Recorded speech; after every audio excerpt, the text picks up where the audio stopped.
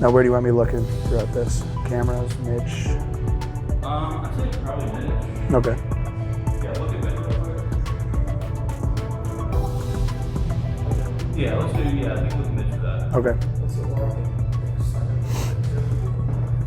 I think it's good. Cool beans. That's all good. That is all good. Yeah, growing up, I just tried a bunch of different sports. Just tried to find one that fit. And ultimately, I had an uncle who, I have an uncle, I should say. And he was really involved in hockey. And back in the day, my uncle and my dad would always freeze over a pond in the back and skate on that. And my dad wasn't too keen on it, but my uncle was. And they got me on the skates very early. And for some reason, it just took off. And from there, I always played hockey, but I was always playing different sports, football, baseball, lacrosse. And I loved those sports, but when it came down to it, hockey was it.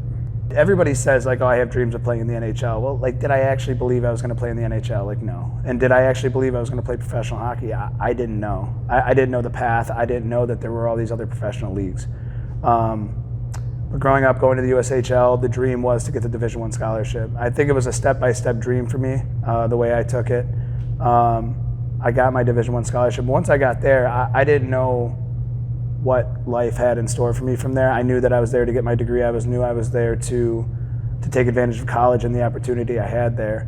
And then when I got the opportunity at Oswego, I never thought that I was going to play professional hockey. I thought that this was my last year to do it, and that was it. And then when Dan Bremner and my assistant coach at the time started talking, and I thought it was coming into reality, it's like I said, it was just a step-by-step, day-by-day thing for me. So I was on spring break, and I actually lost my cell phone at spring break in Fort Lauderdale, enjoying my last bit of my senior year. And I was getting Facebook messages from my assistant coach like, hey, you need to answer your phone. Like, there's a coach that wants you to come play. And, being the kid I was at the time, we were just enjoying ourselves, so I didn't think much of it until I got back and reality set in, like, I have more to give. So I was Facebook messaging Brems. He was very patient with me, thank the Lord. But yeah, it started off Facebook, and now we wound up here 5 years later. Coming down here, you could just sense the culture, the people. My first year roommate, or for the first, I say 4 games plus that playoff push, Benny Bauer, phenomenal guy. He really showed me the ropes on how to treat people, how to treat roommates. I'm actually going to his wedding on the 22nd. These relationships in Dawgs, they last and last. I was a random kid coming into his apartment, and just the way he brought me in with open arms, really showed a lot about his character. And then you kind of sense that around the room with Steve and Colin. I was lucky enough to play on their line through playoffs, and they could have been like, who is this guy coming on our line, this random college guy? But they brought me in the systems, taught me where I need to be, what I need to do. And I think that made us successful, and I think that just plays in the character of those guys.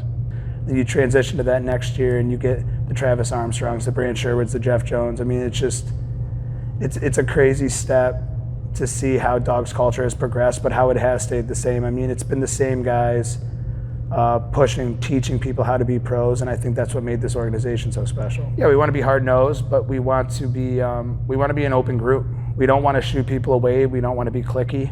We're a family-oriented team. I mean, that's the goal around here, because nobody's going to fight harder than family is for each other. And so that is what our mantra is you come in here, we're family, we fight for one another. And I think it's caught fire. I mean, you see these guys keep coming back year after year after year.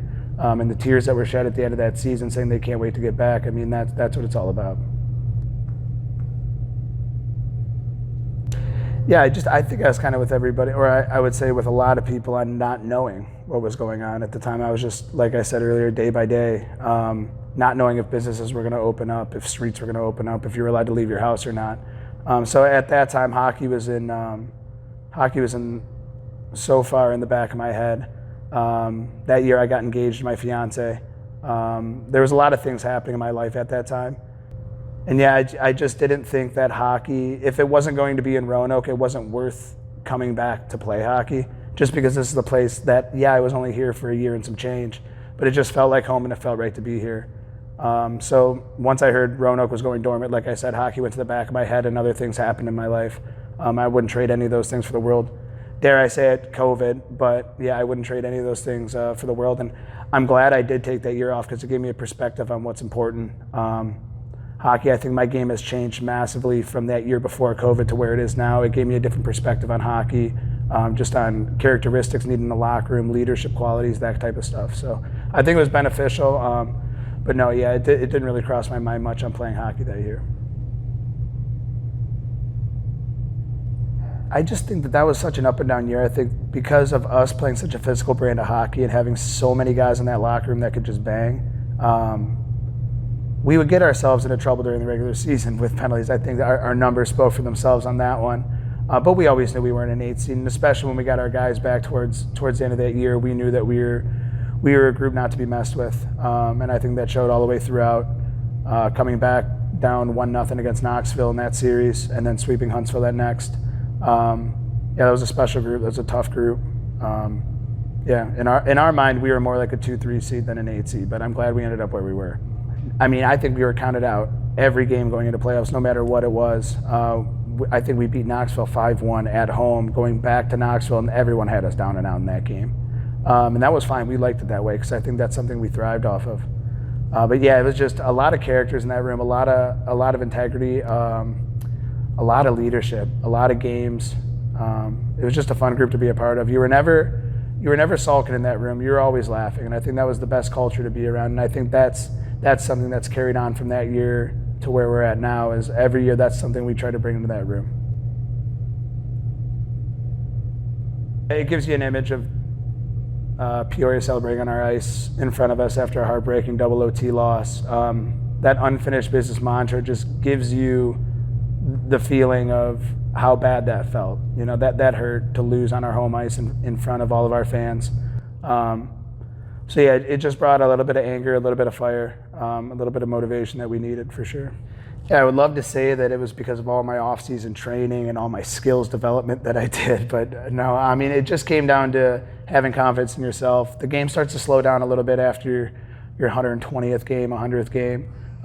You start to kind of see plays before they happen, not like you normally would.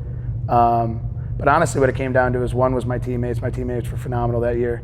My teammates have been phenomenal every year, but that year, for some reason, we just clicked on at the right time. And then I just started going to the net. And I think it's super cliche. It's a thing that I talked to Owen McDade about a lot this year. It's just going to the net, and sometimes you get success, and that's how it happens, man. Puck's just bouncing off you, and then you gain momentum, and you go from there. Oh, it gets a little bit heavier now. Yeah, it means a little bit more because I think this year has proven how hard it actually is to do that, especially as a defending champ, but just in general, the grind. I mean, yeah, it's only three game, and potentially 5 this year. It was 3, but even though you want to say you want a game 7, like you want 7-game series, but the 3-game series, man, are so unbelievably stressful because it's one period, it's one shot, it's one bad break. And I think you just saw that the way playoffs has transpired out for all teams throughout the league this year. You see Birmingham. I mean, I've seen that happen I don't know how many times with teams. It's one period, it's one bad break. And then you see it with us in that 3rd period against Huntsville.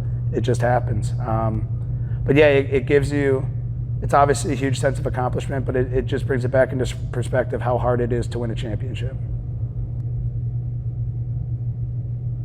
Just the people. The people are so kind here. They're very caring. They care a lot about their players, and they have pride in their hockey around here for sure. I mean, that's something that I've seen grow. And obviously, what has grown around here is the overall attendance, which is unbelievable to see. To have that many people come out to our games is a tip of the hat to the community, to the organization, and to the guys in that room. Yeah, it's just the overwhelming support is unbelievable. I think you look around the league, we go to different places, and you don't see that type of support. And I think it goes both ways too. Former Dogs who come back on other teams, they get the same amount of support from these fans because these fans are loyal and they love their Dogs. Oh, it's made me a better person for sure. It's made me a stronger person, way more patient, I would say. Just dealing with the different bodies coming in, the different personalities coming in, it's made me a much more patient person.